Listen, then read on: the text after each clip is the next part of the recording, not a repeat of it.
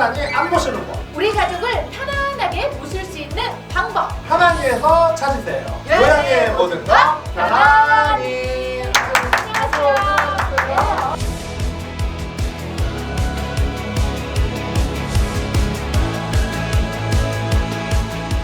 오늘은 저희 편안히에서 나눌 주제는요. 요양사업 이러다 다 죽어. 이러다 다 죽어! 진짜. 오늘 그래서 이 편을 갖고서 앞으로 한 4일 정도 진행을 할 거고요. 정부 입장, 요양시설을 운영하시는 분, 또 가족들, 비즈니스를 하는 사업자들 각각의 입장에서 직면해서 겪는 어려움들을 조금 한번 얘기해 보려고. 네네네. 오늘은 그래서 정부 편을 요양사업 이러다 다 죽어. 정부 편입니다. 왜 이러다가 다 죽는 거예요? 일단은 요새 저출산 얘기 엄청 나오잖아요. 맞아요. 실은 저출산보다 어떻게 보면 더 심각한 게 고령화입니다. 제때 한 해에 태어나던 사람이 100만 명이 넘었어요. 지금 보니까 25만도 안 되고 지금 내년에 20만 명도 깨질 것 같더라고요. 이 말은 인구가 4분의 1, 5분의 1로 줄어든 거예요. 자, 이런 상황에 우리가 지금 뭐만 하면은 복지 예산으로 충당을 해야 되는데 정부가 돈이 없어요. 뉴스에 많이 나오는 게 국민연금 수급과 관련해서 얘기 계속 나오거든요. 네네. 국민연금만큼 더 심각한 게 지금 장기 요양보험 재정입니다. 왜냐면 지금 어르신들은 인구가 계속 이제 기하급수적으로 늘 거고요. 지금도 가까스로 버티고 있는데요. 2025년, 2026년 이렇게 넘어가게 되면 정말 이 감당이 안 됩니다. 그래서 정책을 바꾸지 않으면 진짜 다 죽습니다. 네. 지금처럼 모든 사람한테 동일한 금액을 많이 주려는 하는 정책 이대로는 저희 재정이 고갈나고 버틸 수가 없어요. 그럼 각자의 능력이 밖에 줘야 돼요. 좀 바꿔야 됩니다. 장기 요양과 관련해갖고 그분들의 재정 상태라든지 가족의 어떤 구성이라든지 이런 거에 따라서 장기 요양 급여 수준도 더 차별화가 돼야 되고 그리고 급여 자체도 시설별로 해서 차등성 있게 비급여 항목도 좀 더 허용을 해줘야 되고 정부가 많은 부분을 얘기를 듣고 현장의 목소리를 들으면서 좀 바꿔야 돼요. 근데 제가 알기로는 정부도 여기에 대해 고민이 되게 많습니다. 갑자기 바꾸기 힘든 한계도 있고 그렇게 하거든요. 제가 보기에는 정부 급여 지급 방침을 이런 표현을 하면 그렇지만 상중하로 나눠서 경제력이 상인 부분, 중인 부분, 하인 부분을 나눠서 지급을 하는 게 저는 맞다고 생각을 합니다. 만약에 경제력이 되신 분들한테는 장기요양보험 급여를 최선으로 줄여야 되고요. 정부에서 지급해야 되는 부분은 하위계층의 최저한의 삶이 보장이 어려우신 분들한테 지급을 좀 더 할 수 있도록 그거부터 바뀌어야 됩니다. 제가 보기에는 거기에 대한 사회적인 동의와 시스템을 갖추는 게 가장 중요하다고 생각을 합니다. 이러면서 요양시설들도 비급여 항목을 늘려서 경쟁을 하게끔 해줘야 돼요.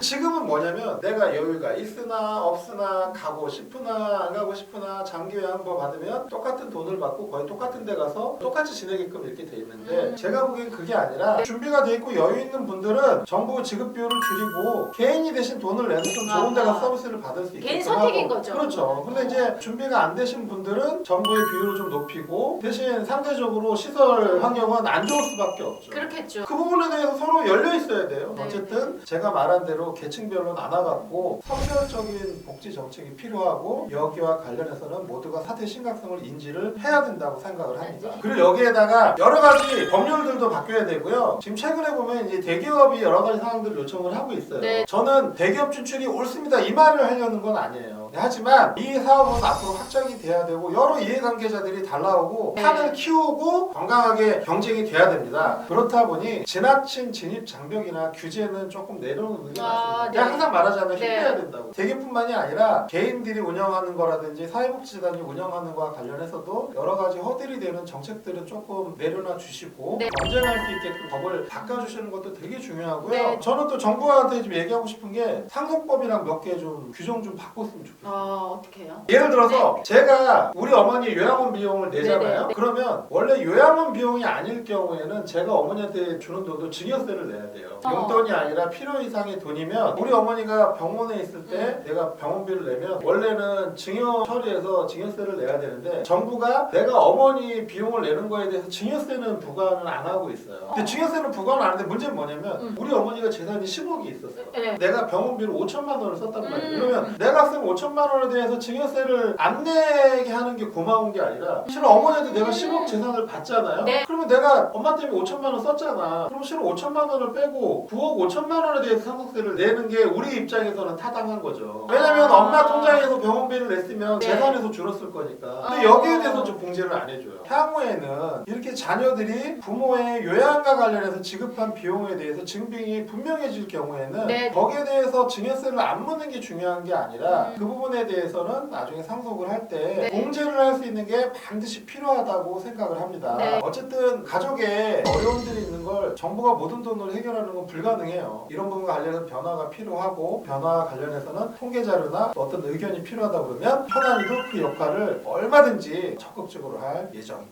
이게 한 번에 갑자기 싹 변화가 된다라는 거는 좀 무리수가 있겠지만 지금부터라도 이제 점진적으로 서서히, 바꿔야 됩니다. 더 이상 지체되면 다 죽는다. 알겠습니다. 오늘은 요양사업 이러다 다 죽어 1편 정부편에 우리가 예. 이야기를 나눠봤습니다. 예. 앞으로도 저희는 요양에 관한 모든 것들을 함께 고민하고 해결해 나가도록 하겠습니다. 예. 여러분의 실버 라이프가 골드 라이프가 되는 그날까지 하나의 노력은 계속됩니다. 여러분 이번 한 주간도 다 함께 아.